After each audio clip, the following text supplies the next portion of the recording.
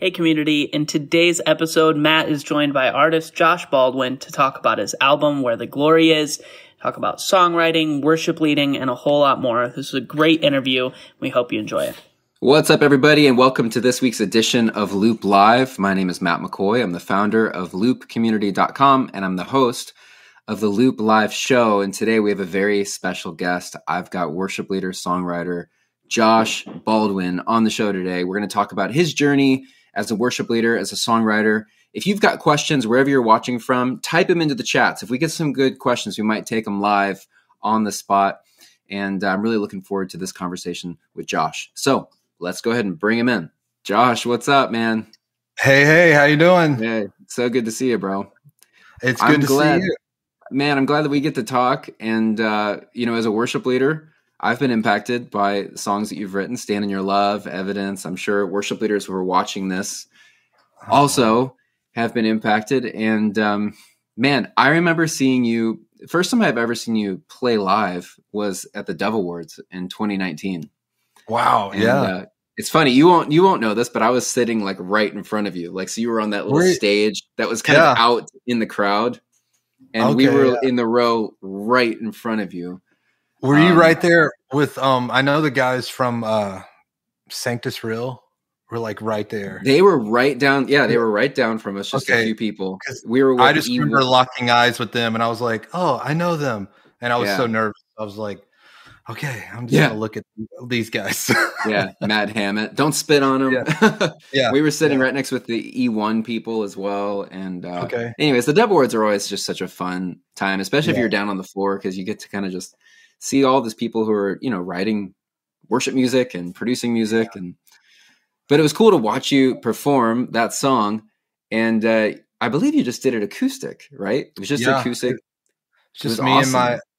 And my buddy, Scott Mills, who plays electric. He plays with a band called Colony House, but just one of my buddy, I was like, do you want to come play with me? We're just going to do a little acoustic version, which was so nice because he's he's been in Nashville for a long time and he's an old pro. And so he's not old. He's younger than me, but he's been doing this longer than me. So it was nice to have him because he settled my nerves and just, it'd be great. So, do you remember if you guys played with a click? We did. We had a click. We had some tracks. And really? Well, yeah, because they wanted it. It was the shortened version. Yeah, and it was timed out for the show. Yeah, just me and Scotty. And so, but they were like, maybe we'll add some tracks in, and like I think they kept like some of the gang vocals and maybe a little bit of percussive stuff just to fill it up a little bit. But so it was, and I was terrified that they weren't gonna like. I think that was my second. It was my first time ever at the Dove Awards. Yeah, and so I was just like, "Oh, how is it gonna? Are they gonna hit play? What's gonna happen? Who's doing these tracks? I'm just up here, just me and Scott." So it was great. So it was great. It is someone in the backstage that's actually running the tracks. You just plug in your in-ears and like hope that someone's gonna press play in Ableton. And and it's especially being out there on the B stage in the middle of it, you just feel so naked, just out there. That would be so unreal. Yeah, I guess the guy at the board, front of house or monitor world, I don't know, was the one hitting the tracks, and it worked out. We didn't mess up. It went well. Is it pretty nerve-wracking to play at the Dove Awards? Yes, it was for me. I mean, that's the only time I've ever done it, and that was my first Dove Awards ever. I never had been to the Dove Awards, and it was like a special. It was the 50th anniversary. Yeah. And so I was already just nervous. And then I remember me and Scotty, I don't know if we just didn't leave our seat in time to get around to where we needed to go, but we had to leave our seat, go around, and we had to, run all the way around the arena. I had to go grab my guitar out of the dress. Yeah. I remember we were like thinking, oh my gosh, we're not going to make it in time. Yeah. And my fear was like, they're going to cut to me. And I'm not going to be up there on stage. So I was like running up, plugging in. Oh yeah. I'm running, plugging in. And I was so stressed. But then once I got there, we plugged in. I was like, okay, I know how to, I've sang the song a million times already then. So I'm like, I'm fine now. Once it's go time, I'm okay. But and you played Stand in Your Love. Tell us just a little bit about that song. And I mean, that song just took off, blew up. What was it like tell us a little bit about that song. What was it like to have an impact on so many people with that? I mean, it was amazing. And it was, I think, when I think about just how it was written, and it all just kind of happened I went on a trip to Dallas with a worship leader buddy of mine. And I was just down there honestly helping. He had just broken his ankle a month before and punctured a lung. And so he was on crutches and then didn't know how much he'd even be able to sing. So he's like, "Do you want to come with me and like help me carry things and then lead worship with me?" And so I was like, "Yeah, sure." So I went down there just to help him, and then I stayed a day later just to write with some of the Gateway guys, Mark Harris and Rita Springer. And so I was literally just there for that. And we wrote Stand Your Love that day. And it was kind of going to be for like Gateway was going to do it. Yeah. And then we were working on an album, Bethel Music at the time, Victory album. And it just kind of like last minute made that album. And it felt like I knew it was a special song. Like it felt special. I remember we just even sending the rough, voice memo version of it. Yeah. There was something on it, but I mean, I didn't know it was going to take, I just thought this will be a great worship song for our church, and, gets to be on this album. I'm just so honored to even just be where I am right now.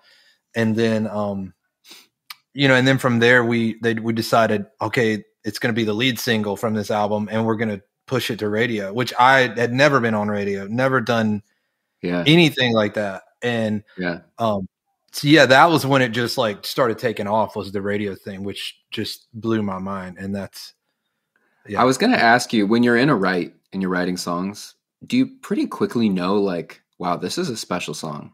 And you kind of answered that, but I'm curious, like when you're actually writing it, or you're like, oh my gosh, like this is it. Like this is going to be huge.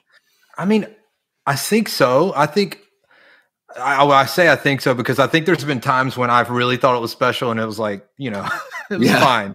It's a good song, but maybe in the moment I'm such a feeler that sometimes my feelings can mislead me. But I definitely think the ones like Stand in Your Love, Evidence. There's been a handful of others that maybe weren't as known as those, but they've been special. I've led them a lot, and I've definitely know. When those have been written, I can feel like, okay, this is something that whether it came fast, like Stand in Your Love, or some of them came like, and it was just like months of just me knowing how special that song is and knowing that I need to like work through and really grind to get this where I feel like it needs to be because it feels special. I think I initially kind of know, but then there's also been songs where I didn't know how good they were. I liked them, but I wasn't sure if it would work or not. And then maybe they end up like really taking off in our church. Just really, so there's ones that surprise you.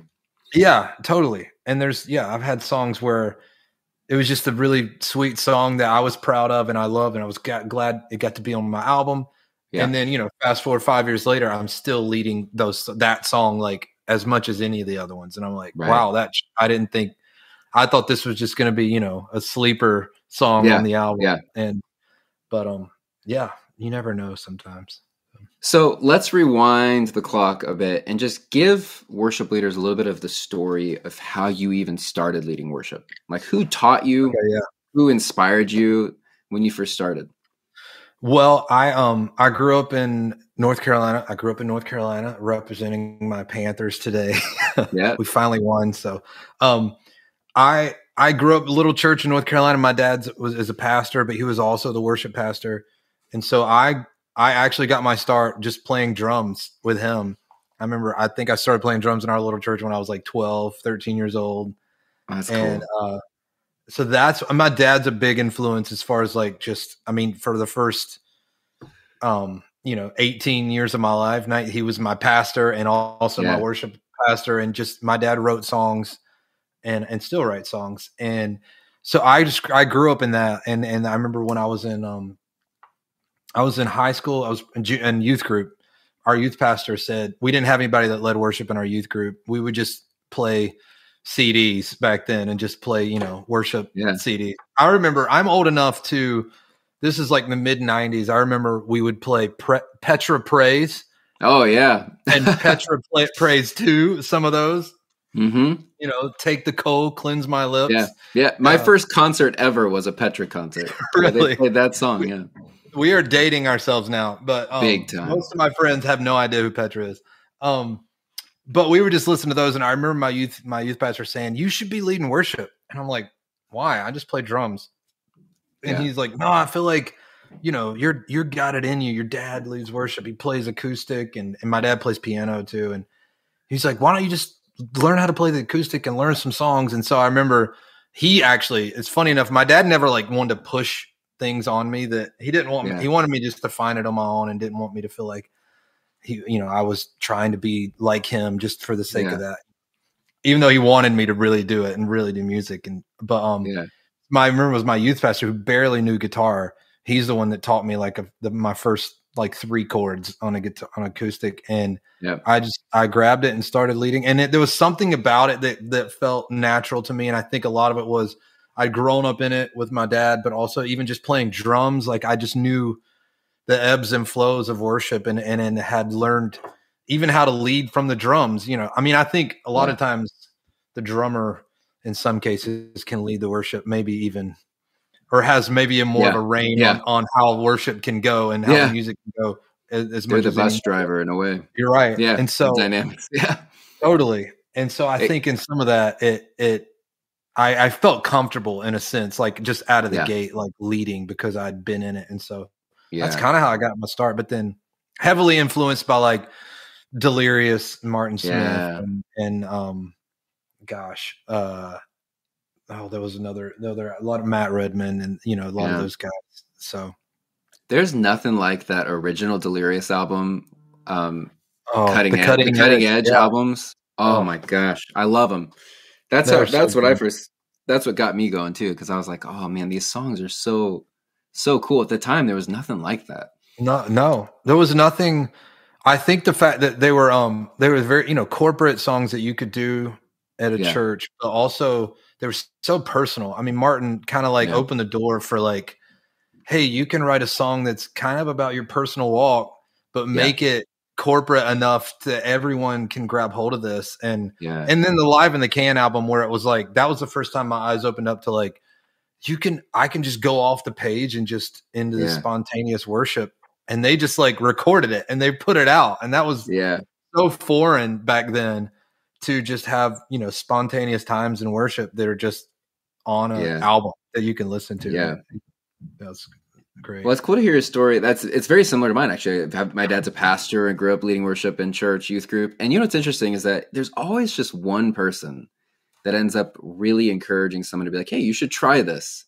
And you're a kid, you're like, I don't know if I can do this. But someone's like, no, I see it in you. And I'm going to like push you in a way to do it. And look, it like changed your whole life. And it just takes like that one person to light that spark. Yeah. And it's so funny. And I think it's so funny how like you would think on paper it would be like my father. And he definitely poured into me. But like there's sometimes you almost don't hear it from your family member as well. You need somebody from the outside, like speaking in, because, I know that even with my kids now, sometimes we'll be around and I'm like, one of my buddies said something about my kid. I'm like, will you go tell him that? Go tell my daughter. Like they would love, I think sometimes you hear it better from outside. So tell us a little bit then so at some point in your journey, you got connected to the people at Bethel. How did that happen? That happened. So I'm from Charlotte, North Carolina. I was a part of a ministry there in Charlotte, called Morning Star. And they, for years had kind of been, just very, very connected with Bethel. A lot of people from Bethel, Bill Johnson, and would come out to conferences that we did. And Brian and Jen would come out, and then a lot of our people would go out there. So we just kind of had this, this two coasts meeting together a lot of, and that's how I met Brian and Jen. I think it was 2007. I met them and just had this relationship with them for about 6 or 7 years of meeting up here and there, at different conferences. And, I'd do an album, I'd send it to all my friends, and they were one of my friends that I'd send it to. So they were always connected with us. And then around 2014, I had just released a little independent album called Rivers, and they got a hold of it. I think that Bethel started singing my song Praises at their church, and which got me even more connected with them. So I went out there and I'd led every once in a while. Well, I went out there in 2014 to lead worship and visit my friends. And that was when I led worship one Sunday night at Bethel. And that was when Brian, they met with it. It's like, hey, we'd love for you to be a part. They would just started to really do the collective. And it was because the art, like more before that had just been mostly just Bethel music was like the worship leaders there at Bethel. And then they had got the Helsers had come out, Jonathan, Melissa, which I had grown up with. We all went to the same ministry school in Charlotte. Yeah. So I used to play drums with Johnny. And then I came a month later. And so me and the Helsers were kind of like the first artist outside of Bethel that they pulled in for Bethel music. So that's how it happened. 2014 was when I officially joined. And gosh, it's crazy. It's been 8 years. We ended up moving out there in 2015. A year later, we just decided to move out and be a part of the church. So you live in Reading right now? I don't live in Reading right now. Okay. We were there for 6 years. Okay. And then in January 2021, we moved to Franklin, Tennessee. So just outside of Nashville. I wonder why. Why would you be in Franklin? Yeah, no, everybody's there. I was just in Franklin a couple weeks ago because I'm thinking about moving there. Where are you? Well, I'm in Chicago.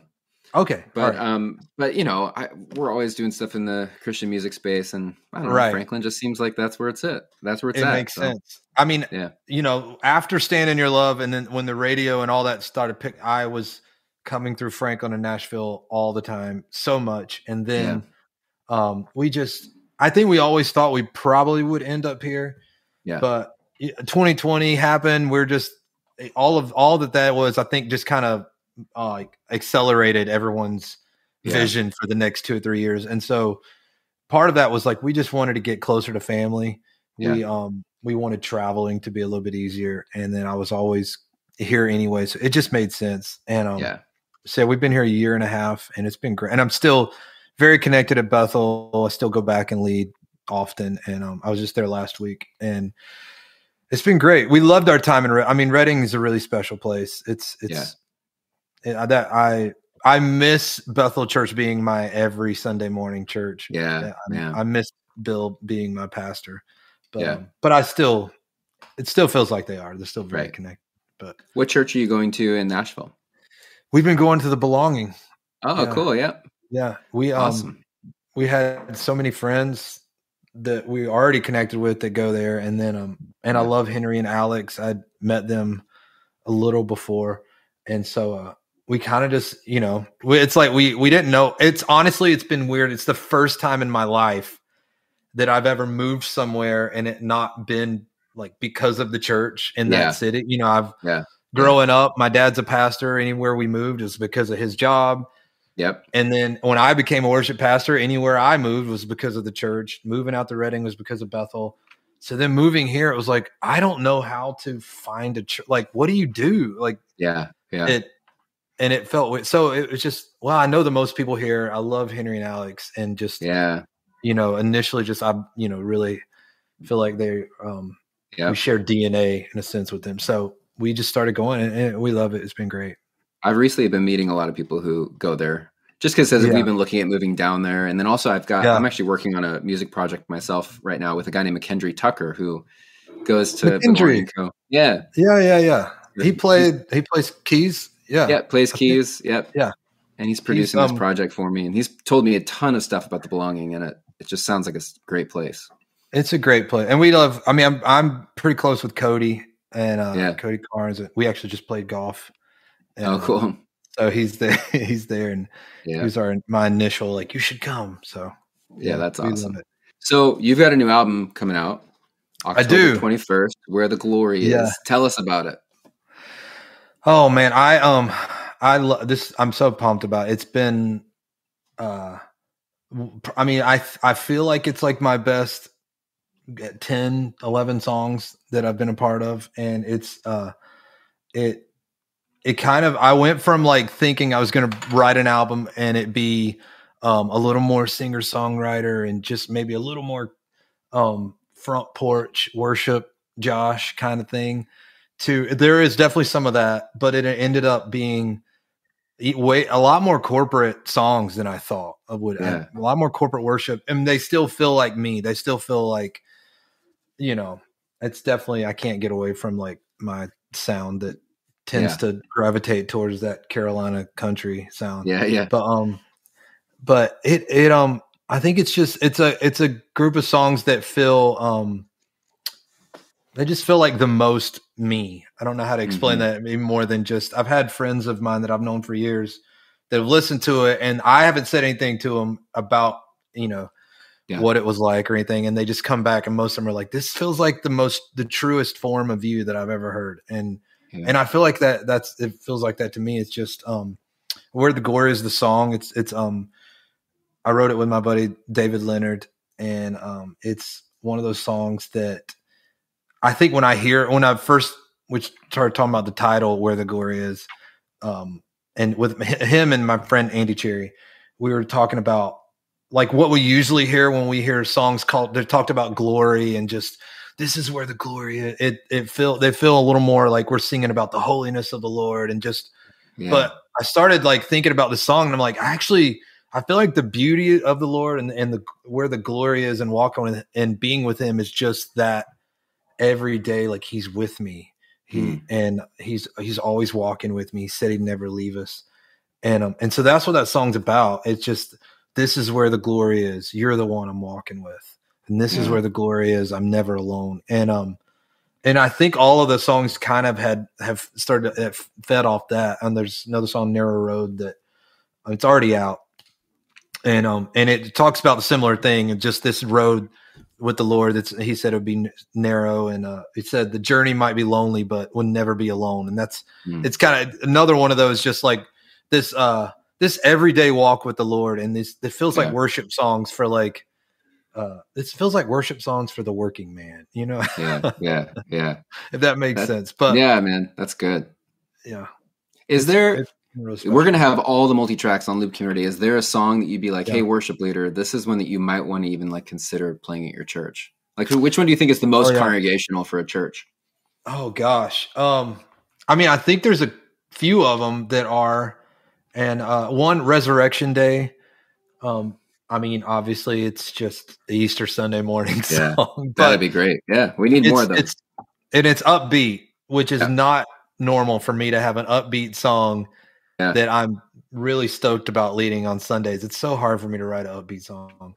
But it's upbeat, and it's, it's obviously it's talking about the resurrection, but it's not just, it's not just that. It's just that this is Resurrection Day every day that I can wake up and just, I think that one I'm really excited about leading. It's a great like opener kind of song.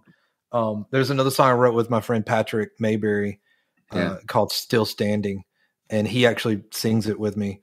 But I think that one, I could see that one being like a good congregational song for people. So there's a few on there. There's one on it that I think I love the most. It's called Keep Me Burning. And it was kind of a joke. I was singing this old song I grew up singing when I was a kid. Give me oil in my lamp, keep me burning. Give me oil in my lamp. And so I started singing that, and then we were like, what if we just did like our own, slower ballad type version of that song? And so that came out of that. Just give me oil in my lamp, give me fire in my bones. And the chorus is just, Jesus, keep me burning. It's just this sweet worship song that's just a call for like the Lord to just continue to like keep that fire, keep that flame, aflame. That's awesome, man. Yeah. I'm like, I'm losing my words here. Yeah. But dude, that's awesome, man. Well, we're going to be pushing that project for you, get it in front of worship leaders. So give us a little bit of a sneak peek behind the curtain, your life in Franklin. What does a normal week look like for you? Like songwriting or travel, school drop off? Yeah. Right. I'm trying to think what is a normal week anymore.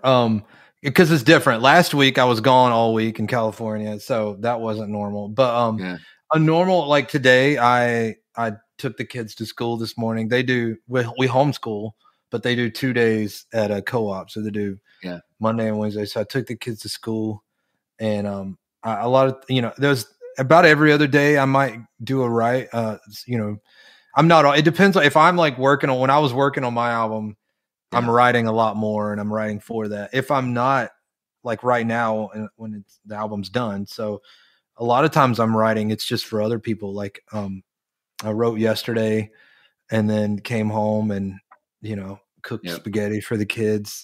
But today, tomorrow I'm going and writing with my buddy David Leonard for his album, and just so. And that's something that since I moved here to Franklin, it's been fun to be able to have those times of like, just writing and be for other people. And so you can do that a lot more. I get to do that a ton more, and I didn't realize like how much I'd actually love that. And it's just like there's less pressure. I feel like I'm like well, this isn't for me in the sense that I want to make it great, but I hold a little bit looser to it, which ends up making it, I think easier for me to write because there's I don't put as much restraints on it and pressure. But would you say how many writes do you think you have a week? No, I'm not like a guy who's like every day. I like at least one, maybe two. Okay, but if I'm not traveling, but that's what I would guess is even like sustainable. Yeah, for me that's not. I mean, I'm definitely a songwriter, but I'm. Right. So much more of like worship leader artist guy that too much songwriting and it wears me out. I can't. Yeah. So I have friends that write every day and they just love it and that's all they want to do. Yeah. I think that would burn me out. It definitely burns me out. I can't do it. I've found like a good stride. I feel like I'm in my a nice flow right now. Do you guys commit when you do a write? And the people that that like are writing every day, are they committing to like finishing the song that day? Because I think what would really hang over me is like if you don't finish the song and then like it just starts snowballing and you've got a ton of songs that are just like 75% of the way done. Yeah, no, that can happen. And then you just you forget and lose track of like what song's done and what's, I think most of the time we try to go in and think, let's try to finish this today, or at least enough to where it's like, you can voice memo back and forth that last little bit. Yeah. But most of the time I feel like we get about all of it done. At least full right. Yeah. At least a full right. And then a lot of times go back and, you can pick things apart and change stuff here and there. But yeah. So I told you I'm working on this project with McKendry. I'm curious from your perspective, when you work on a project, what's your favorite part about doing a recording? And what's your least favorite part of the process? Oh, wow. I mean, writing can be the hardest part for me, I think, a lot of times.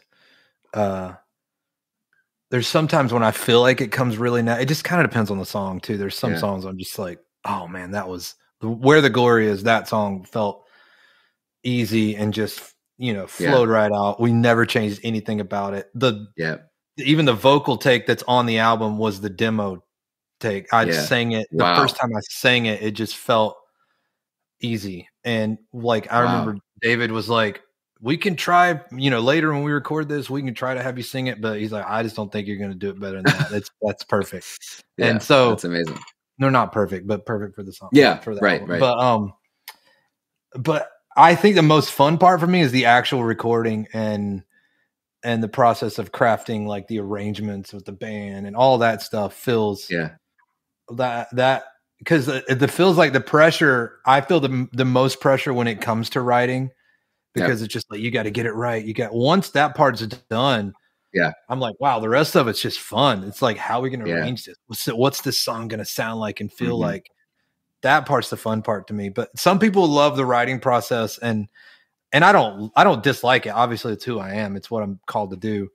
It just, I don't know. I don't know. I've had some people that are shocked to hear that like the writing part comes a little tougher to me, and maybe it's not quite as enjoyable as one might think, but it just kind of depends on the song too. Yeah. But Yeah, right. I know some just come easy. Yeah, some come easy. I tend to I have a lot of control over the writing part, and I tend to beat myself up a little bit more with that in that regard. And then when it comes to the producing and recording, I know my strengths and weakness in that, and most of the time I need to just like let it go a little bit. And so I just enjoy that better because I lean on the other guys more.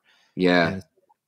Yeah. And with the writing, I mean, there's just so many possibilities. I mean, there's so many different options, and like the words that you choose are so important. Someone recently told me that it's like the difference between the expression is like different of like lightning versus lightning bug. Like those two things are send totally different messages. Yeah. Well, and it's that one tweak. Totally. And I know for me, I'm an Enneagram 9. So, more options doesn't usually mean like it doesn't usually bring me peace. Yeah.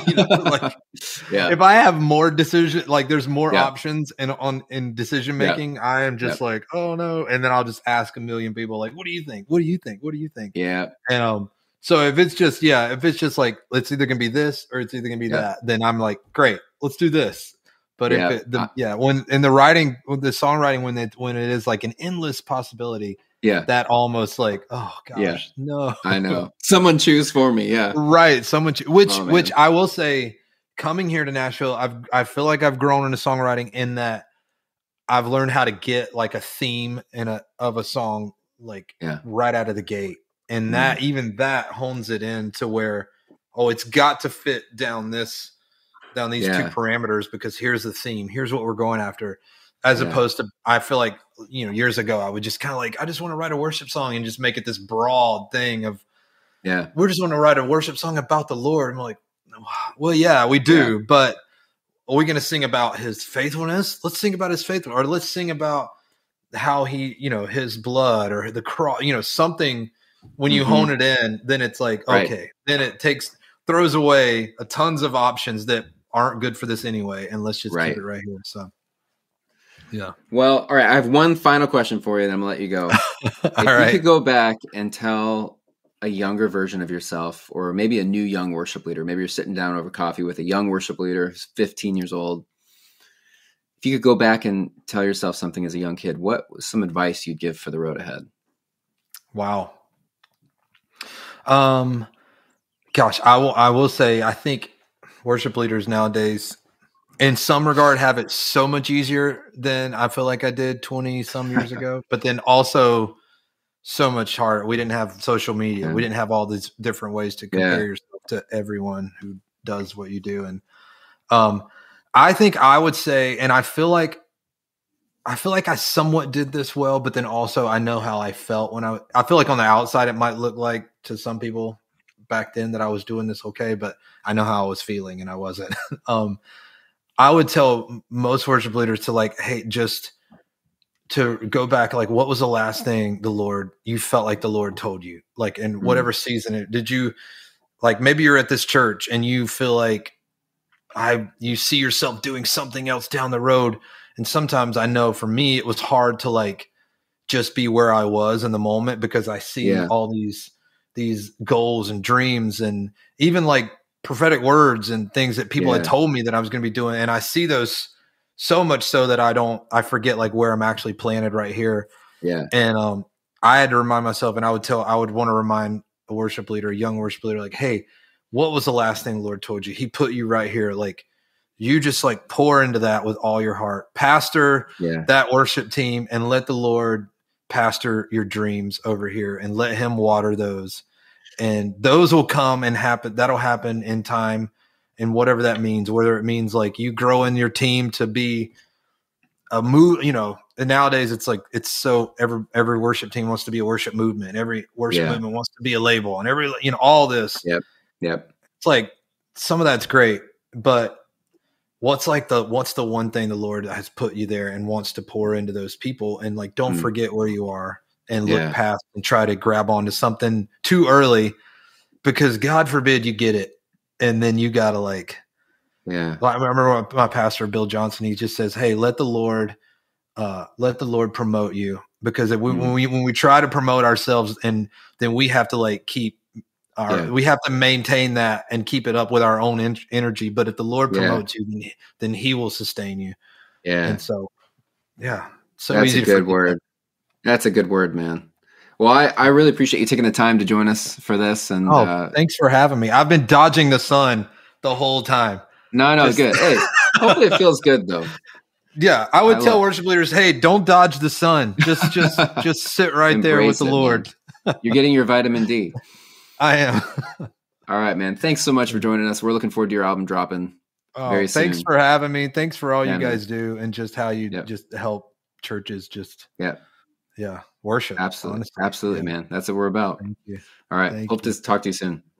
Thanks. You too. All right. That is the interview with Josh Baldwin. Really interesting to just kind of hear his story about how he started as a worship leader, songwriter, how he's currently songwriting. We talked about all sorts of stuff in there.